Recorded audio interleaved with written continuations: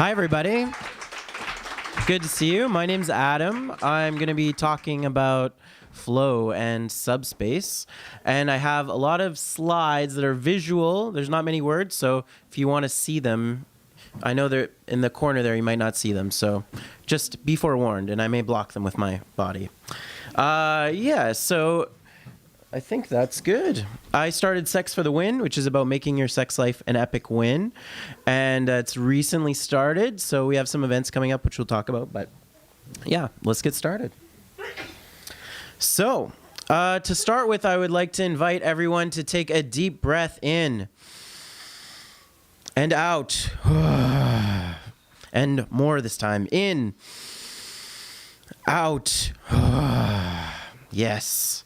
Feeling. I want to have some physical impact on people, hopefully. So we're going to get to that. So I would like to invite everyone in the room. And again, this is a safe space and you cannot if you don't want to, but close your eyes. And I would like you to imagine a time where you may have been completely absorbed in what you were doing, where you were fully involved in the process. You completely were enjoying what you were doing. And you might have lost any sense of time or what was occurring. It may have been during sports, active sex, BDSM, or even just a conversation. So you can open your eyes now. So what I was trying to have everyone imagine there was to come back to a moment where you were in a flow state, which is what my talk is about. So what is a flow state? A flow state has 6 main characteristics. So it's a state of focused relaxation.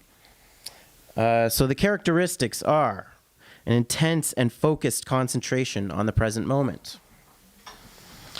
a merging of action and awareness, a loss of reflective self-consciousness,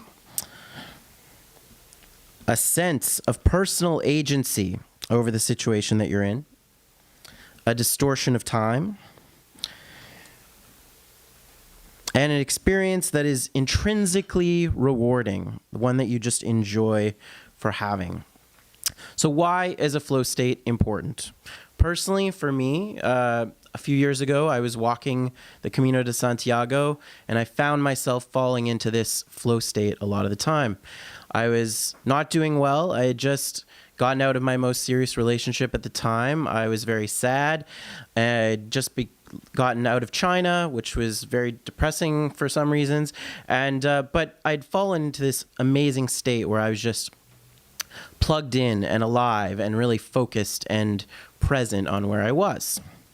So this is what I'd like to bring to everyone here, so you can start feeling this more in your day-to-day life. What are we for time, Cameron? I didn't start my timer. Good. Okay. So yeah, this state will allow us to really be present and get where we're going. So how does sex come into this? So, those were my Camino slides. I didn't go. Subspace. So subspace, what is subspace? If you look at a lot of online definitions or you haven't been in the kink scene, it's what a lot of people define it as is sort of how you feel when you're in a master-slave situation or in an active BDSM. I don't really like that definition, so I spent a bunch of time and I've been thinking about what it really means. I spoke to some people. I called Janet Hardy on the phone. We had a chat, talked to some people, and this is what I've come up with. So I am defining subspace as a state of flow, which is what I wanted you to try to feel for a bit there, that occurs during an experience of play curated by others or by oneself.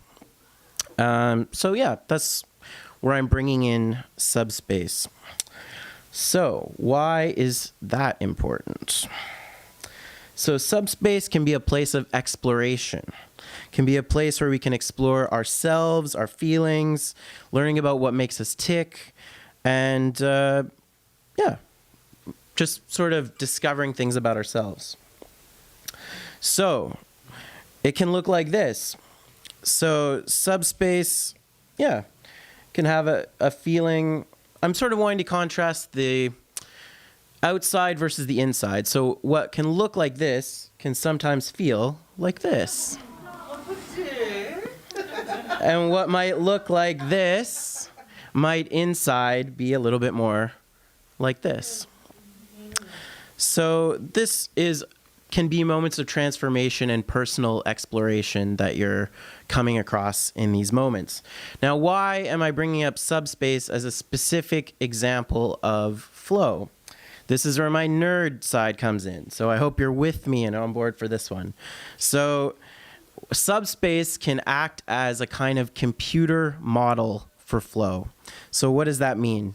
It gives us the opportunity to control our environment, to control the variables of what we're experiencing, control the people that are going to be there, the activities that we're going to do, and the intensity of those activities. So unlike other experiences of flow, like downhill skiing or walking across Spain or these other things, Subspace gives us a specific context that we can easily manipulate the variables to try to get into these altered states more easily.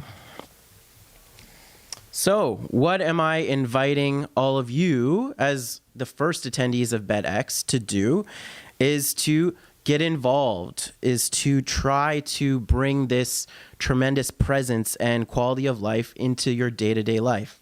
So I'm inviting you to become explorers of these altered states, and hopefully you can step up in different ways. There's some information in the handout, and I'll talk briefly about what you can do. So in this slide, we have a couple examples: BDSM, Tantra, sex practices that are a bit more conscious than just often the way that sex is thought of. And these can be tools to try to negotiate and control this altered states and experiences. I have more details about that, but it's a 10-minute talk, so we can't go into all the factors that flow is, but feel free to ask me about it after. So what can you do? So I have created an event specifically for everyone here. If you want, it's a safe space to explore this kind of altered state of presence or flow. There's no sex involved, so you don't have to worry about it getting freaky.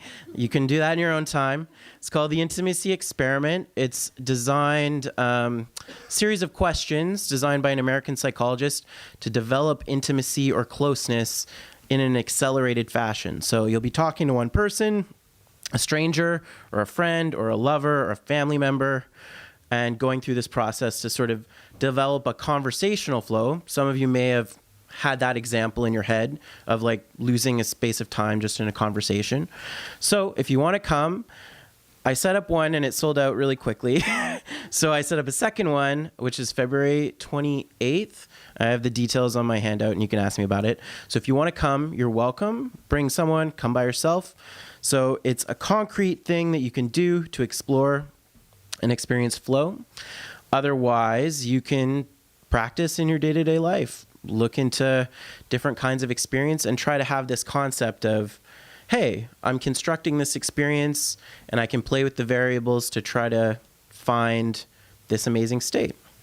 And hopefully port that out from sex into your day-to-day life and just have a better, more fulfilling, present, intense experience. So that's it. Questions? Oh, I was within time too. Yeah, sweet. I timed myself earlier today. Any questions for me? Yeah. Yes. So when you're talking about using shaping the variables in sex, what would be? Can you give one example of say a kink scene that you're constructing? Like, what would be one or two ways that you might try to modify that? Would you negotiate the stuff beforehand or in the course of the Sure. plan? So How would you do that? part of it is being able to control those variables. So if you were going to get tied up, say, you can think of there's variables of what kind of rope I'm using. Who am I doing this with? Am I going to be suspended? What's the lighting going to be like? What's the sound going to be like?